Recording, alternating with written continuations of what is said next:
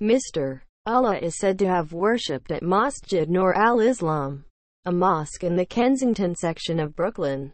A man with his feet on two continents. Akayed Ullah lived a life divided between Bangladesh and Brooklyn. His wife and infant son are still in Dhaka, the capital of his homeland, which he left 7 years ago. Much of the rest of his family, his mother, 2 sisters and a brother, live either with or near him in New York. Mr. Allah, 27, did not often travel back to Bangladesh, but investigators say he went there in September, 3 months before he strapped a bomb to his chest, prosecutors say, and tried to set off the explosive amid a crowd of commuters in a Midtown Manhattan subway station. It appeared that the divisions in his life were more than geographic. Although he had in some ways accustomed himself to his adopted country, he was also angry at it, scribbling on his passport, "Oh America, die in your rage," according to court papers filed on Tuesday. Sign up for the Morning Briefing newsletter. 2 days after the terrorist attack, much remains unknown about Mr. Allah, whose biography has been emerging in bits and pieces. He came to Brooklyn in 2011, federal officials said, following his grandparents, an uncle and his older brother, Hassan. He worked for a while as a car service driver and then, more recently, as an electrician. Those who knew him said that Mr. Allah often prayed at a mosque in a brownstone in the Kensington section of Brooklyn. One of its leaders described him as a regular guy, like any other kid, according to his family in Bangladesh. Mr. Allah was born and raised in Dhaka, where his father ran a grocery store in the neighborhood of Hazarabad, which is home to several tanneries.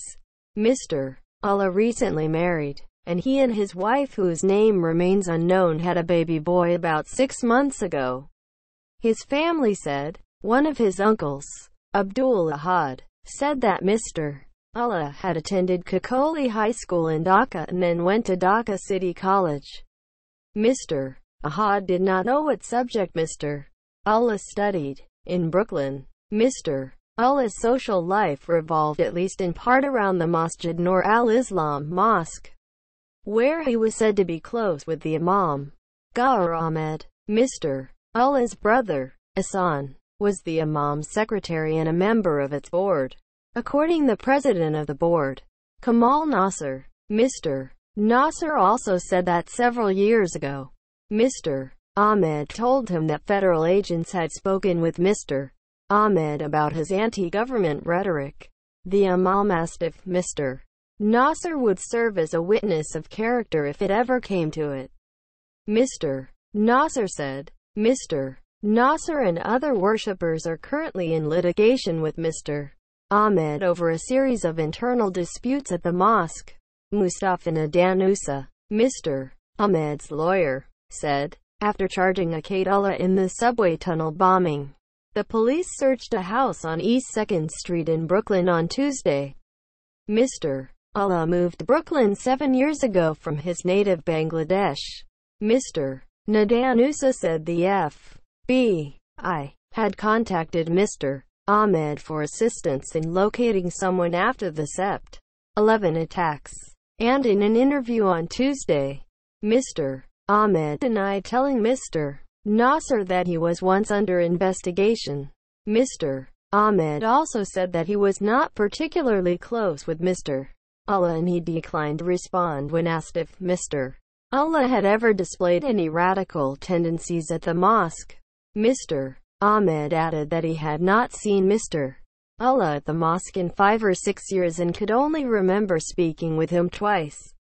The first time, he said, was at a brief spiritual lesson during which Mr. Allah asked a question about religious diversity. He was too busy with comparing religions. Mr. Ahmed recalled, he should learn how to pray. I told him, instead of busying himself with other religions, he should concentrate on his religion. The second time he spoke to Mr. Allah, he said, was on the phone when Mr. Allah's father died. Mr. Ahmed phoned Mr. Allah, who was at a hospital with his family, and wished him the best. In 2004, the New York Police Department's Intelligence Division included Masjid Nur al Islam on its list of mosques of interest. In confidential documents, police officials also placed 4 members of the mosque on a list entitled Most Dangerous. Mr. Nasser, the president of the board, disputed the contention. The mosque has been peaceful and rightfully served the community. He said, "I'm concerned about the youth of Islam in this country. They're being brainwashed to radicalism, which is not part of our religion."